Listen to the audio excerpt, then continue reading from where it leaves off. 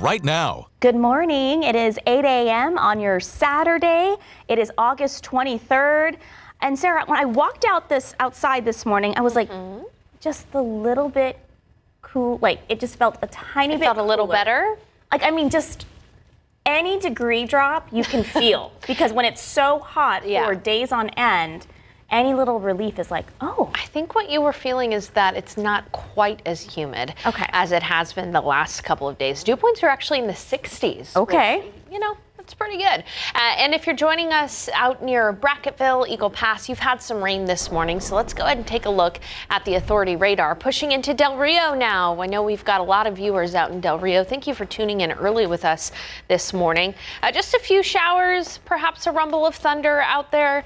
But generally, this is continuing to move southwest, closer to the Rio Grande.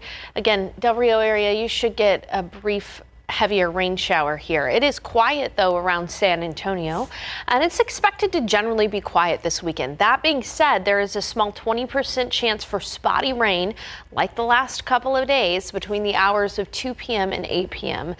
Both today and tomorrow. Otherwise, it is going to be hot. High temperatures in the upper 90s. Will likely stay below 100 degrees though. And then the next big thing that I really want to talk about in the forecast is how by Tuesday, there will be a rare August cool front that will help temperatures dip into the 60s and even into the 70s across North Texas. Now, here in San Antonio, will likely still be hot, but this front is going to allow for us to see additional rain chances. I'll have those details coming up. Sarah. Sarah, thank you. New this morning, a 67-year-old man was arrested after allegedly attacking someone with a machete. So according to the Bexar County Sheriff's Office, deputies were called out to the far west side after reports of a suspect wielding a machete. However, when they got there, the suspect and victim ran off. The next day, deputies found the victim, who had multiple cuts and needed about 30 stitches. He told deputies he wanted to press charges. So the man you're looking at your screen there is Jorge Gonzalez Lopez. He was then identified by a video from a bystander, and deputies then searched Lopez's home and found clothing that had blood on it. Lopez admitted to throwing away the machete after the attack. He was arrested and booked into Bexar County Jail, where he is facing charges of aggravated assault with a deadly weapon and tampering with evidence. New this morning, a local burger joint having moderate damage after an overnight fire. This happened at 11 p.m. at the Burger Boy on St. Mary's Street. That's on the St. Mary's Strip there. San Antonio Fire Department says a fire started in the kitchen, then it quickly moved to the attic. So firefighters kept the fire from spreading any further. Everyone was able to get out safe and no one was hurt. Okay, a second arrest was made in connection to the death of the SAISD student. Laredo police said 20-year-old Cesar Tierina was taken into custody after he tried to kill himself. So he was wanted for the April 16th shooting death of 14-year-old Simon Cuevas near Brewer Academy. He was airlifted from Laredo's to San Antonio and put into SAPD's custody. This is the second arrest in Cuevas' death, but police are still looking for one more suspect, a minor who they are not identifying at this time. A 16-year-old girl says she was abducted off a street and sexually assaulted. This happened on the northeast side just before 9 a.m. yesterday. So the teen was walking along Ritterman Road, that's not far from her house, when someone grabbed her, drove her to a grassy field near Gilb Sprawl, and assaulted her. That man left. She flagged someone down, called for help. Police searched the area, hoping to find evidence, but all they have right now is a suspect description. About 5'5", wearing blue jeans and a work shirt. He drove off in a beige car after the attack. Police urge everyone to stay alert in public, put down your phone, keep your eyes open, your ears open. Officers are hoping they can track down that attacker soon. Okay, life in prison without the possibility of parole. That's the punishment for the man who was retried in the death of a 75-year-old woman in 2015. It took jury 4 hours to convict R.C. Curtis for killing Paula Boyd. This ends an almost 10-year ordeal that included delays and a mistrial in 2021. Curtis was automatically sentenced to life in prison without the possibility of parole. He is expected to appeal. The Texas Senate passed the Republican-drawn congressional map early Saturday morning. That vote was 18-11. Texas Governor Greg Abbott has said he plans to sign the measure in the next coming days. This advances the GOP-led legislature's efforts to secure up to 5 additional U.S. House seats in the upcoming midterm elections. So it is a move urged by President Donald Trump. Speaking of redistricting, District 10 Councilman Mark White said in a text to KSAT that he's thinking about running for a bigger seat. He's considering Texas U.S. House District 35 or 22, depending on how the new map lines shake out. The District 35 seat is currently held by Congressman Greg Kazar. White, who was just re-elected to City Council, says he's been getting a lot of encouragement to throw his hat in the ring. This morning, decades-long health disparities on display. Neighbors from San Antonio's Southside say cancer clusters, birth defects, and alarming asthma rates are just some of their concerns. That's why they led a tour yesterday with city and county leaders to show areas of high pollution. We've been covering these concerns for years, and also in the Know My Neighborhood series. So neighbors tell us the reason they went on what they're calling a toxic tour is to tell lived experiences and show the corners of San Antonio some people may have never seen. Our tours in general became a tool used to say, we exist, we're feeling this, we're all sick, this is what's across our street, this is what's across our fence line, and we think there's a connection there. The group is calling for a pause to toxic dumping on the south side. Now, it's hard to recap decades of history in such a small story, so head to KSAT.com where we outline a history of what it's like living to the Kelly Air Force Base and talk about the diesel-powered generators that could be coming soon to the south side. It's 8:07 and 77 degrees, still ahead on GMSA. How many people think public funds should go towards the new Spurs arena? There's a lot of talk about this after, I would say it's a pretty dramatic week around this hot topic. We're going to break that down for you coming up. And outside, a nice start to the day, a nice start to the weekend. We are going to have a small window for rain today and tomorrow, but the big story in the week ahead is a Texas cool front. When do we usually see our first cool front of the season? Details after the break. We do specialize with the, French pastries, okay? So this is actually for Wemby. Hemisphere businesses, they're eagerly awaiting a new Spurs arena, but it's not a done deal. Some of the public funding will get a public vote come November. So last night we asked what you thought about using public funds for a new Spurs arena. Here are the results on your screen. Looks like most of you think that the county should not use public funds for the new Spurs arena. We have 54% no and a 46% yes. That number's kind of been around that area throughout the morning and since last night. But go ahead and scan that QR code that you see right there on your screen and continue to let us know your thoughts on this. We're going to be talking about this for a while into that November vote. It's been a hot topic this last week, so continue to share your thoughts with us. Thank you. It's 8:12, 77 degrees. We'll be right back.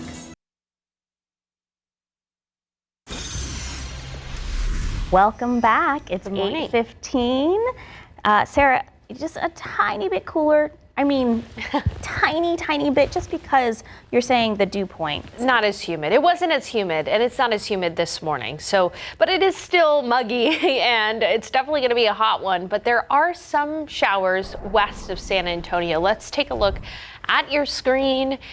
Here are the downpours currently moving toward Del Rio, out of Brackettville, toward Eagle Pass as well. Some heavier rain there near Eagle Pass. This is where all the rain has been early this morning, well far away from San Antonio, but still some decent downpours.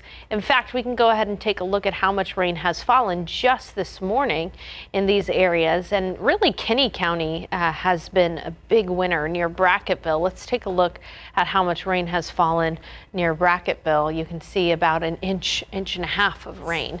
It's been dry around San Antonio, and really, honestly, our rain chance here in San Antonio is limited to the afternoon, and it's going to be 20% both today and tomorrow. You can see kind of an idea of what could happen. A couple of pop-up downpours here and there, not so much in the mornings, but in the afternoons and early evenings, 2 p.m. to 8 p.m.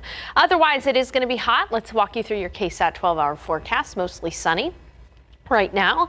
By noon, it'll be 87, and then the heat's really on in the afternoon. 96 for the high in San Antonio, but across the hill country, it'll be a little bit cooler. Low 90s, 92 in Lotus, 94 in Bulverde, 92 Canyon Lake, 92 in Comfort. Really not bad for August. In fact, temperatures close to or just below average for this time of year. It'll be 96 in Seguin, 96 in Floresville, 94 in Uvalde, and 90 in Lakey.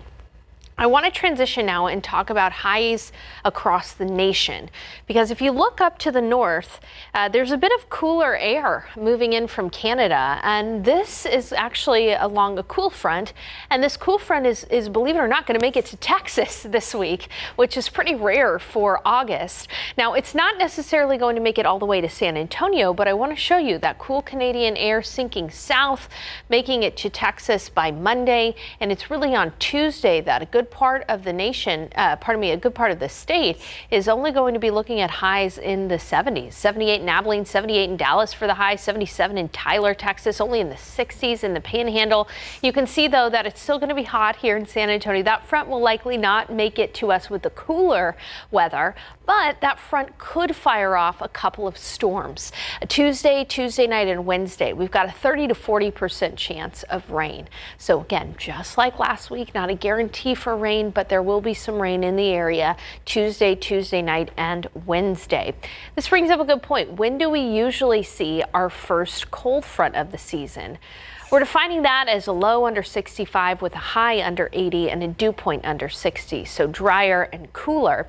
And you can see that over the last several years, majority of the fronts have happened in September, with a few happening in early October. So when we average that out, it's usually about September 24th that we see our first cool front of the fall season. So we will keep you posted. Again, this front is not going to bring us cooler air, but it is going to bring us that chance for rain Tuesday night, and Wednesday. And then, Sarah, in the next half hour of GMSA, I want to talk about the tropics, because I do expect it to be quiet for a while, but around early September, so about a week and a half from today, we could have some potential development in the Caribbean or Gulf, and I'll have those details coming up. Very important. Thank you, Sarah. Okay, Sarah, this morning, mental health resources across the San Antonio area are coming together for Pathways of Hope. It's a conference focused on helping young people in town. That's awesome. Yeah, our Devin Karp is live there as it is happening. Devin, what's going on, man? Seems pretty lively out there. Yeah, Sarah, we haven't even started, but it's going pretty good over here at the Tobin Center. Check out some of the resources that are over here for the 10th anniversary of the Pathways to Hope Youth Conference. So today is all about the kiddos and the teenagers, bringing together resources from across Bexar County, including some of the things like the National Alliance of Mental Illness, Clarity Child Guidance Center, Laurel Ridge Treatment Center. We've got the Texas Child Health Access through telemedicine. Honestly, you name it, there's a lot of stuff here, including even some stuff from the YMCA. Organizers say that you don't have to be in a space of crisis in order to start thinking about your mental health or seeing about some of the treatment options that exist here in Bexar County. So here's how it works. We're right over here at the Tobin Center. All you got to do is walk in. You should be good to go. It's going to kick off later today at 9 a.m. But as you can see, there's already a pretty big crowd of people getting ready. There's going to be a lot of mental health professionals talking with each other about some of the ways they can best serve teens and kids in Bexar County, as well as giving kids a place to come through and just check out some of the resources. And if that's not enough for you folks, well then, there are fidget toys. Yes, you heard me, fidget toys. If it's mental health, you got to have something to talk about when you're with this, right? Personally, I may be a big fan of this kind of stuff too, but, always helps out some of the kiddos. Later on this morning, we're going to be talking to some of the teens who are showing up here today in San Antonio to get some of the help, as well as some of the caregivers to see what they're hoping for the 10th anniversary and how far the Pathways to Hope conference has come. In the meantime, I'll probably be distracted with this a little bit, but I'll send it back to y'all. Devin Garb, KSAT 12 News. Okay, just before Devin left the station, he had another fidget toy that he was playing with. Yeah, so that guy, he's finding a lot of things to do out there. Thanks, Devin. It's 8:21, 77 degrees. Okay, coming up, the San Antonio Spurs chief legal officer and general counsel share how he got to where he is today, plus why he made certain career decisions.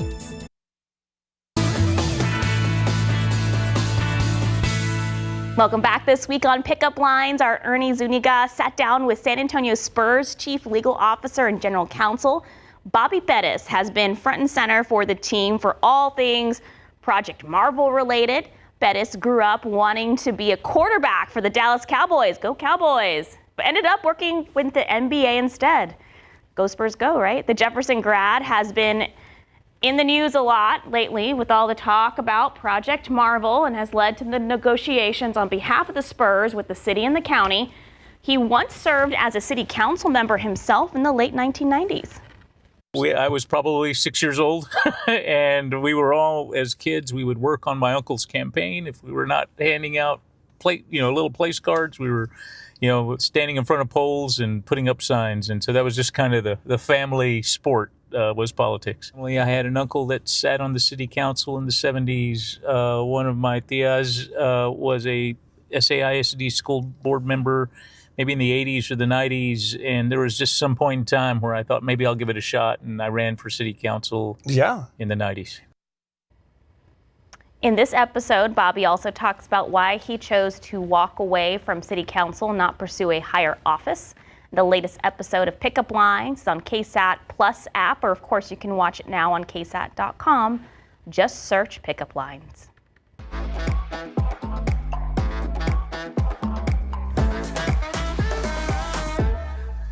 Hey Devin, what are you doing? Just having one of my favorite donuts from San Antonio, and we here at KSAT want to hear your favorites in San Antonio. That's why voting for KSAT's SA Picks is open. Check out all the different categories you can vote for your favorites around town, whether it's your favorite gym, your favorite food, your favorite kind of food, heck, even your favorite museum. It's all here online at KSAT.com. If you want to vote for it, just go to the link in our bio and you'll get a chance, because we want to know what's the best of the best in Alamo City. So as Devin said, voting is now open. Open up your phone, scan that QR code on your screen right there. It's going to take you to the voting categories to choose your favorite once a day. And if y'all are wondering, our Devin Carp, he's amazing and wonderful. He's really like that in real life. That chipper, constant high energy. That's just who he is. We love Devin.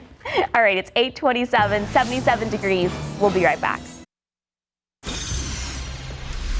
Good morning. It's 8:30 on your Saturday. It is August 23rd. Yep, there you go. I've never been an August fan. Why not? Because it's hot, Sarah. Well, you're a Taylor Swift fan. I know. So it's honestly like you should be in August. But she talks about August not really in like the loving way. I don't know. I don't want to go down the Taylor Swift rabbit hole with our viewers. Swiftie for sure. We can go down that Reddit rabbit hole later. But yeah, August is hot. It's hot, and it kind of just feels like Groundhog's Day. But I did see a little treat on your 7-day forecast. Yeah, we have a chance for some rain. Awesome. I hope that's the treat you were talking about. Oh, I was talking about the no triple digits. Also that. Okay, Two treats. Let's go ahead and take a look outside. It is in the 70s to start our day. 77 in San Antonio, 74 in Seguin. 78 in Floresville and in Castroville, and it's 74 in Canyon Lake. Here's a look at some rain right now occurring for areas like Eagle Pass and Del Rio. Y'all are getting some rain this morning. Flashes of lightning near to Del Rio, just south of Amistad Reservoir. And then out near Eagle Pass, you can see a few downpours. So if you're joining us out there in Eagle Pass and Del Rio, thank you for starting your morning with us. Here in San Antonio, it is quiet and generally will be quiet today. This weekend will be hot, high temperatures in the mid to upper 90s, but from 2 p.m. to 8 p.m. like the last couple of days, some spotty downpours are possible. I want to talk about a Texas cool front this week. Yes, you heard that right. An August cool front approaching Texas. It will not necessarily make us cool in San Antonio, but it will bring us some rain chances, increased rain chances on Tuesday and Wednesday. And then I do want to spend some time looking way out into the future, talking about the tropics as we start September and potential Gulf development. Details soon. Sarah. Sarah, thank you. New this morning, U.S. park rangers at San Antonio Mission's National Historical Park are asking the public for help after vandals caused significant damage at Mission Concepción. So take a look at your screen here. That's posted to their Instagram. This incident happened overnight between August 20th and 21st. So their Instagram post says the suspects forced their way into the convento by throwing large boulders, you can see that on the ground there in that photo, through the wooden door, causing serious damage to both the door and the surrounding structure. The vandals also stole monitoring devices that help track moisture levels inside the historic building, putting the preservation of the site at risk. They monitor that. I've done stories on this because they're keeping the AC units active and stuff, but they need to be careful because of the humidity in our area to keep these buildings standing. So this is very important. Please call that number. They have a tip line. It is 888-653-0009. We'll post that. Oh, you can see it on your screen there. And we'll also post it on our website if you have any information about this. The Bexar County Sheriff's Office needs your help finding this little girl that you see on your screen there, who they say hasn't been seen for more than a month. That's 3-year-old Aurora Borosquez. Child Protective Services says she hasn't had contact with her or her mother, Amber Hevelin, since July 7th. Earlier this week, CPS went to Hevelin's home on Oldham Road to remove Aurora from her mother's custody, but neither were there. So they put out that Amber Alert. CPS warned Bexar County deputies that Aurora is in immediate danger.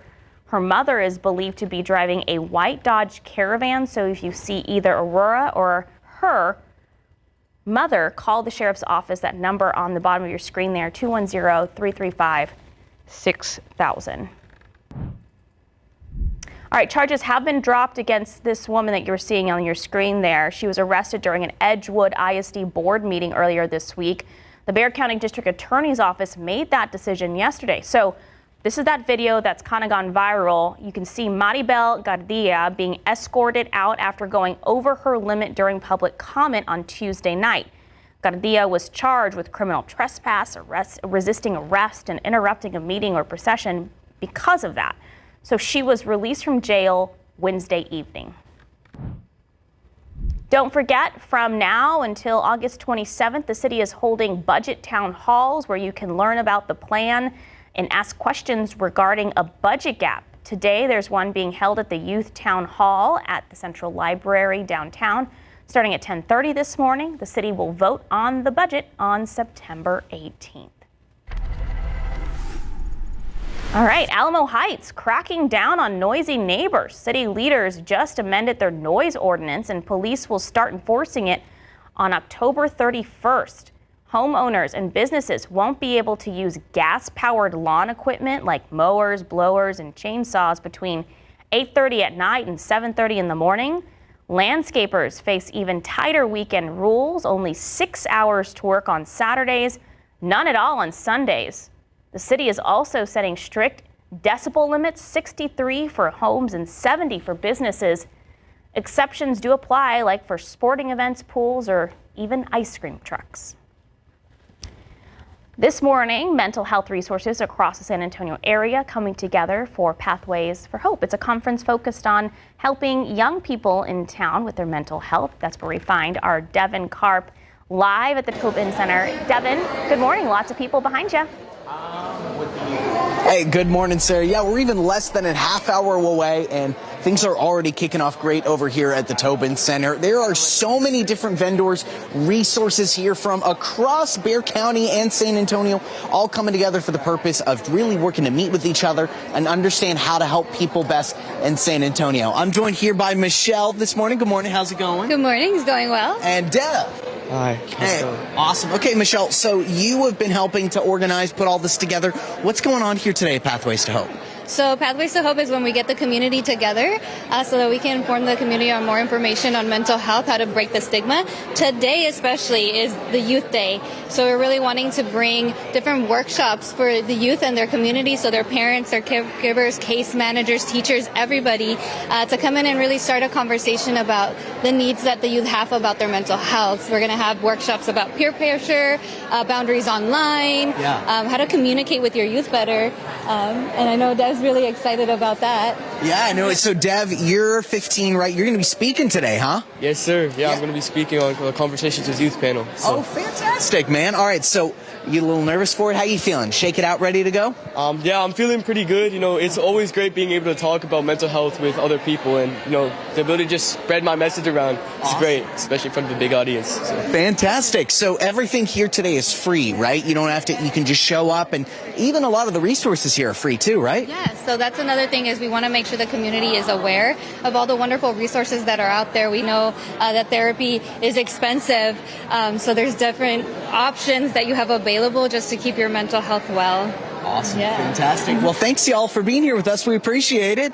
We'll see y'all soon as this kicks off over here at 9 a.m. If you need any of the details, we've got them up on our website, KSAT.com. But you just show up to the Tobin Center. You should be good, going on till 3 o'clock later today. For now, I'll send it back to y'all. Devin Karp, KSAT 12 News.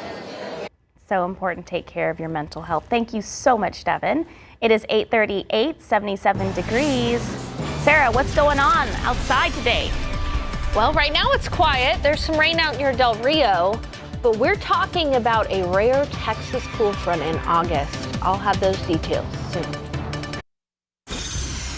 All right, check out the future look of your Texas ID. So Texas is rolling out a brand new look for driver's licenses and ID cards. The updated cards will come with a tougher security to help stop counterfeiters and better protect your identity.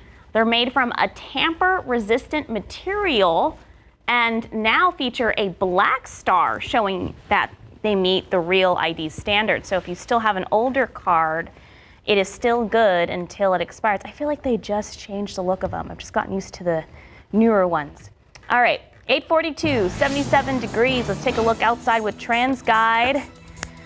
There's some cars on the road this early in the morning. People getting out and about, running their errands. We have a backup there at 35 in Martin. Looks like a stalled vehicle. Police are on scene helping out with that. If we see any major backups or crashes or incidents, we'll let you know about it. We'll be right back.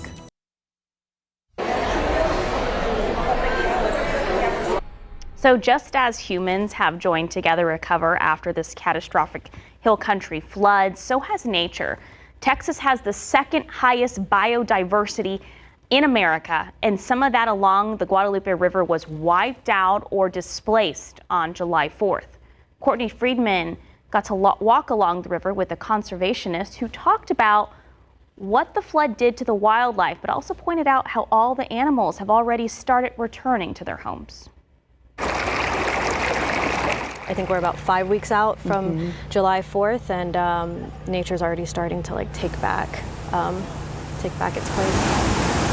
Immense relief for Azalea Rodriguez with the conservation group Defenders of Wildlife. She represents the 18 counties that make up the hill country. So you will see some deers, owls, opossums. You can even see armadillos out here. Lots of bird species, a lot of endangered species like the golden cheek warbler, the Guadalupe darter, sunfish, bluegill, carp. What was it like for you when you saw what happened to this river and these habitats? Oh gosh, it was heartbreaking. But the eerie quiet that lingered after the deadly floods, now filling back up with the songs of nature.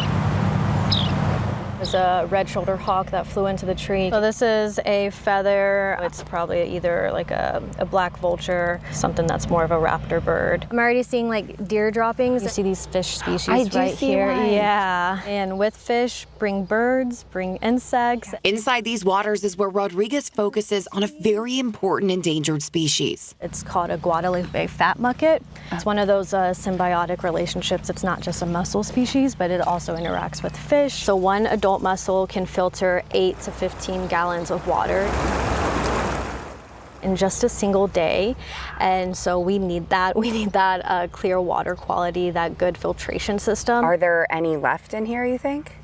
There might be, but right now it's hard to say. There haven't been any surveys done just because search and rescue is right now is the priority. State agencies are already preparing in case the mussels were wiped out to reintroduce them once the toxins in the water clear out. Originally, everything was gone, and now you're starting to see a little bit of life again. Centerpoint flood survivor Angela Simons is starting to see her beloved river look healthier. What does that make you feel? I hope that it'll get better. Rodriguez shares that hope. Nature will always find a way to take itself back and heal itself. Courtney Friedman, KSAT 12 News. Nature's amazing, Sarah. It really is. And, you know, I think the thing to keep in mind as we move forward is we're still in exceptional drought and extreme drought. And so we have to conserve water still. It's a bit counterintuitive because we had such bad floods in the hill country, but you know, we just have rain chances this week, but they're fairly limited in their scopes. And you'll notice the ground is very crunchy right now. Oh yeah, it is. But I did get some rain at my house this week, and things came back. Things came back really quickly. And there's some rain out in areas west of San Antonio, closer to Del Rio, Eagle Pass.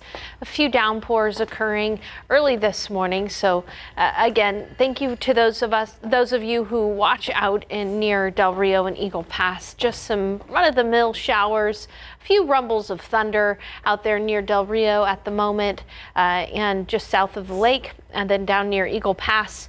You can see a few downpours as well. This area saw a decent amount of rain early this morning, including in Kinney County. So let's go ahead and take a look at the rainfall amounts. Let's zoom into Kinney County. This area, Brackettville, a good amount of rain between Brackettville and Spofford. If you've ever been out along 90, you know these areas fairly well. About an inch and a half of rain in some locations. Meanwhile, it's been quiet in San Antonio, and for the most part, we expect it to stay quiet in San Antonio. There is a small exception to that, and that's between the hours of 2 p.m. and 8 p.m., 1 or 2 spotty downpours entirely possible. So keep that in mind from about 2 p.m. to 8 p.m. both today and tomorrow. You can see on the Futurecast that is a possibility tomorrow as well. Not nearly as much coverage as what we'd seen this past week. It's mostly sunny out there right now, and by noon it'll be 87. You'll notice a few more cumulus clouds by the afternoon too. From 2 p.m. to 8 p.m., 20% chance of a stray shower, 96 for the high, not too hot. In fact, that's fairly average for this time of year. It'll be 96 in San Antonio, and oftentimes Del Rio, Eagle Pass a lot hotter than San Antonio, but because they're starting off their day with rain, highs only in the low to mid 90s and out closer to the border. Low 90s across the hill country, 91 in Kerrville, 96 in New Braunfels, 96 in Pleasanton. I want to show you that there is a cool front starting to move across areas in the northern tier of the United States. This is that time of year where we start to see that cold Canadian air drift south, and that's going to be the case this week. But that cold Canadian air is going to drift a little bit farther south than it usually does this time of year, getting into North Texas by Tuesday afternoon. And so highs on Tuesday are actually going to be in the 60s and 70s across North Texas, like Dallas, out toward Lubbock and Amarillo, only in the 60s. We're still going to be hot here in San Antonio. This cool front is going to struggle to make it to central Texas, so I don't expect for us to see beautiful cool air from this front. But we are going to see increased rain chances from the front, and you can see that in the futurecast, particularly on Tuesday night, a decent chance for a few showers and storms, and again on Wednesday through the early part of Thursday, an isolated shower is possible too. After that, we're really going to have to focus on the long-term tropical outlook. We're talking September 3rd to September 9th. So about a week and a half, 2 weeks from now, it looks like there could be some development in the Caribbean or in the Gulf, a greater than 20% chance. And for us to say greater than 20% chance this far out, that's a fairly good chance for a few areas to watch in the Caribbean or in the Gulf. And this is that time of year where anything that develops in the Gulf, we have to keep in mind we could see some impacts to the Texas coast. So we will keep you posted. That's the next big thing that we're going to be watching after this week's chance for rain. Tuesday and Wednesday, highs will dip into the low 90s by Wednesday. Again, that front awfully close, not quite making it to San Antonio, but it is pretty encouraging to see already an early front moving into Texas in the middle of August. Hey, coming up, we got the pollen count in the last couple of days. Molds have been high. I've got the latest information for you coming up. Sarah, thank you. All right, it's 8:53 and 77 degrees. We'll be right back. Mark your calendar. The second annual Texas Eats Food Festival happening next month. You can get your tickets right now. Scan that QR code. The fun starts at 3 p.m. on September 20th at the Boeing Techport Center. This is amazing. Last year it was a success, but it was outside. It was still a little warm. It is inside, in the AC, away from the elements and mosquitoes. You'll be able to eat food from 20 top restaurants across Texas, prepared by Michelin and James Beard award-winning chefs. A portion of the proceeds will benefit the Hill Country, the community foundation of Texas Hill Country. So scan that QR code to get your tickets now. Grab your cowboy boots and hats because the San Antonio Stock Show and Rodeo officially announced some of its 2026 headliner performers. Here's a look at what the lineup is looking like so far. Ty Myers performs noon on Saturday, February 14th. On Monday, February 16th, you have Shenandoah. And then Miranda Lambert takes the stage 7 p.m. on Wednesday, and Shane Smith and the Saints 7:30 p.m. Saturday, February 28th. The rodeo will kick off on the 12th of February at the Frostbank Center and Freeman Coliseum Fairgrounds. Tickets are on sale now, and of course, we have that link on KSAT.com. It's 8:56, 77 degrees. Check your Bluebell ice cream because they're having a recall. Sold across multiple states due to some packaging errors. What to do if you have it at home and why people with nut allergies need to be careful. And a local woman almost lost her life after getting sick while doing something many of you may enjoy outside. Typhus cases are rising in Texas. We'll share what experts say you need to know to stay safe.